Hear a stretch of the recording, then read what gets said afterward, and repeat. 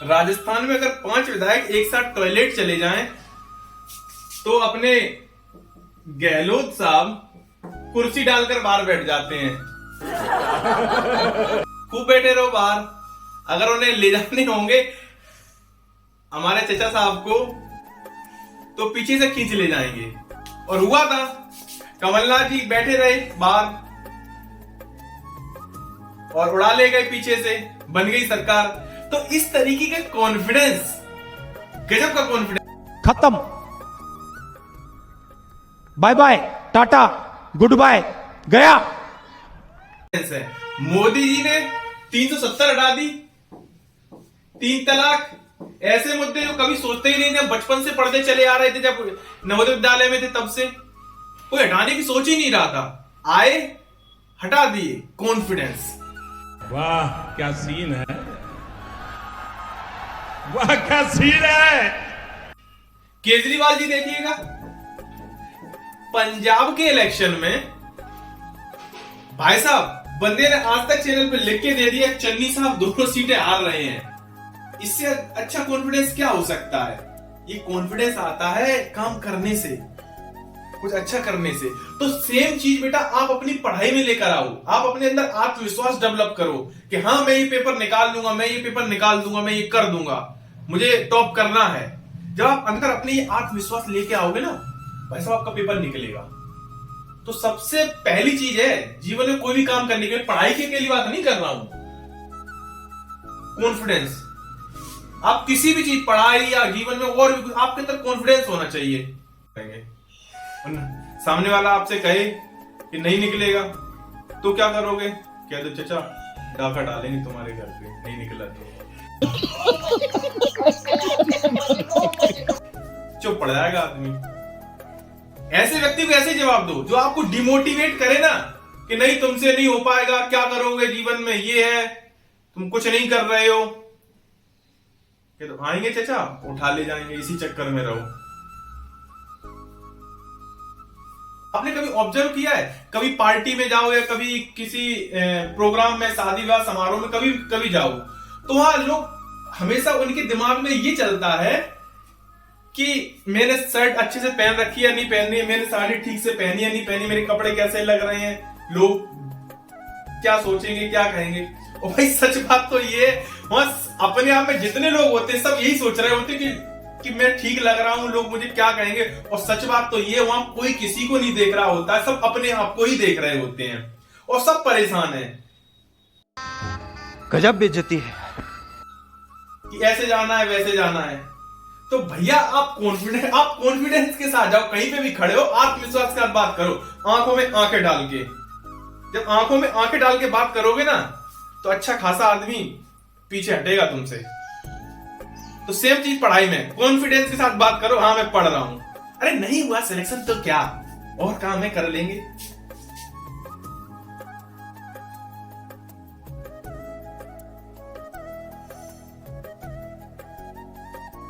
बगल वाली चाची गए, नहीं हुआ तो तुम्हारी भैंस चुरा ले जाएंगे, नहीं हुआ तो।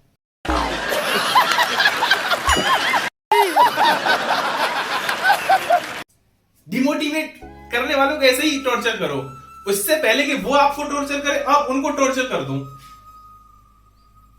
काहे नहीं होगा भाई, पढ़ रहे हैं तो। और नहीं हुआ तो पढ़ाई फालतू थोड़ा ना जाएगी, किसी न किसी काम तो आ ही जाएगी भाई। नहीं हुआ तो क्यों नहीं होगा? कॉन्फिडेंस साथ पुलिस की तैयारी कर रहे हो, एसएससी की कर रहे हो, बैंक की कर रहे हो, XY TCS की कर रहे हो, किसी की भी कर रहे हो, करते रहो अपने कॉन्फिडेंस के साथ। और एकदम अचानक से तुम्हारा रिजल्ट आए क्वालिफाइड, लोग शॉक्ड हो जाएंगे, अरे इसका सिलेक्शन हो गया, कभी सोचा ही नहीं था। तो पहले अपने अंदर आत्मविश्वास, गजब का आत्मविश्वास, कोई मतलब किसी के दिमाग से परे, मतलब सोचता ही ना हो कि ऐसा भी हो सकता है। आप पढ़ाई करो, देखिए लीडर से, अपने लीडर से कुछ सीखेगा। I love Modi ji and Kejriwal ji, बड़ा दोनों ही कितना गजब का कॉन्फिडेंस। सेकेंड है आपका रिवीजन। आप रिवीजन अधिक से अधिक करो, जो आपने तैयारी की है, जो आपने पढ़ा है उसका रिवीजन करो। रिवीजन होना तो बहुत ही जरूरी है। अगर रिवीजन नहीं कर पा रहे हो तो आपका कुछ नहीं हो सकता बेटा, आप समझिए इस बात को। आपका रिवीजन, अगर रिवीजन करोगे तो वो सिलेबस, जब कोई चीज हम बार बार अपने दिमाग में दोहराते हैं तो वो हमारे दिमाग में बैठती है। जैसे आपने कभी सोचा है, आप कोई गाना है, गाना कभी आप याद करते हो क्या? आप कभी भी गाना याद नहीं करते हो, लेकिन वो आपकी जुबान पे अपने आप आ जाता है। जैसे आज के गाना चल रहा है, मेरे बचपन का प्यार, तो ये क्या है? बचपन का प्यार, वो शब्द आपने क्या याद किया था? तो कोई भी XYZ गाना ले लो आप, जब वो गाना आपने याद तो नहीं किया ना, वो गाना क्या क्या हुआ?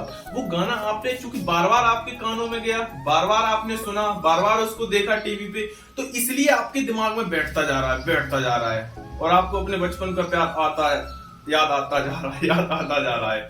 भाई उस चक्कर में खैर नहीं पढ़ना, आप उस चीज को बार बार रिवीजन करिएगा। आप सिलेबस को जब बार बार रिवीजन करेंगे तो आपको आ जाएगा, समझिए इस बात को।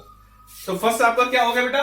कॉन्फिडेंस, आत्मविश्वास होना चाहिए। सेकंड आपका रिवीजन, और थर्ड आपका डिस्कशन। अगर डिस्कशन अच्छा कर रहे हो सिलेबस का, डिस्कशन भी किसका हो? सिलेबस का। ये नहीं है डिस्कशन करने बैठे, बात आपके स्कूल कॉलेज की, अदर जगह की चल रही है। डिस्कशन, प्रॉपर डिस्कशन आपका होना चाहिए उस स्टडी से रिलेटेड जो आपने आज जो टॉपिक तैयार किया है, उस टॉपिक को शाम को डिस्कस करिए।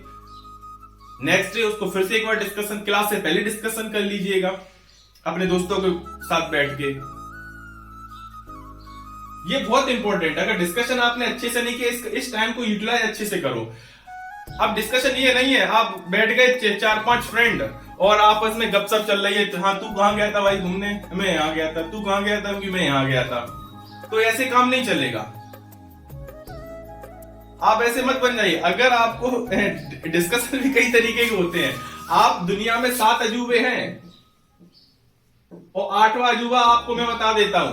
अगर 10 महिलाएं आपको एक साथ बैठी मिल जाएं और वो 10 महिलाएं शांत हों, क्या हो?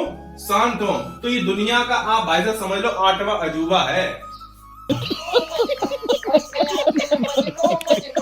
तो आपको शांति रहना है, आपको 8वां अजूबा ही बनना है, क्योंकि ये कभी आपको 10 महिला एक साथ होंगी, कभी आपको शांत मिल ही नहीं सकती। आप देख लेना। तो आपको शांत रहना है, ना कि आपको इनकी तरह आपको बातों में लग जाना है कि ये फलाने क्या क्या हुआ, उसके यहाँ क्या हुआ, वो कहां गया था, वो कहां गई थी। नो, आपको प्रॉपर डिस्कशन करना है। तो फर्स्ट कॉन्फिडेंस, सेकंड आपका रिवीजन, थर्ड आपका बेटा डिस्कशन, और फोर्थ आता है आपका राइटिंग। फोर्थ आपका था writing. More and more time, आप जितना ज्यादा हो सकता है उतना ज्यादा उस चीज को लिखो। जो सिलेबस आप पढ़ रहे हो उसको बार बार लिखते रहो, लिखते रहो। जब आप लिखते रहोगे तो वो आपको ऑटोमेटिकली आपकी इंद्रियां उसको एक्सेप्ट करने लगेंगी। लिख रहे हो तो आपका दिमाग वहीं पे है, आंखों से देख रहे हो और क्लास में आप उसे सुन रहे हो, तो आपको क्या याद आता रहेगा। तो writing more and more time. अब ये नहीं है कि लिखने बैठे थे सिलेबस, लिखने कुछ और ही लिखे कि आज उसने मेरे साथ ये क्या अब मैं उसको नहीं छोड़ूंगा, उसने मुझे धोखा दे दिया, ये फलाना ढिमका। बड़ा हरामी हो बेटा। आप उस चीज की जगह, लेटर की जगह, जो पहले लोग लेटर लिखते थे उसकी जगह व्हाट्सएप ग्रुप ने या चैट्स जो आपके मैसेज उसने ले लिया। तो ऐसा नहीं करना है, आपको राइटिंग मोर एंड मोर, ज्यादा से ज्यादा लिखना है। इसके बाद आता है लास्ट जो आपका, वो है आपका प्रैक्टिस पेपर। प्रैक्टिस पेपर आप जितना अधिक लगाओगे, जो सिलेबस जिस चीज की आप तैयारी कर रहे हो, IAS, PCS, bank, SSC, railway, उसका आप प्रैक्टिस पेपर लगाओ।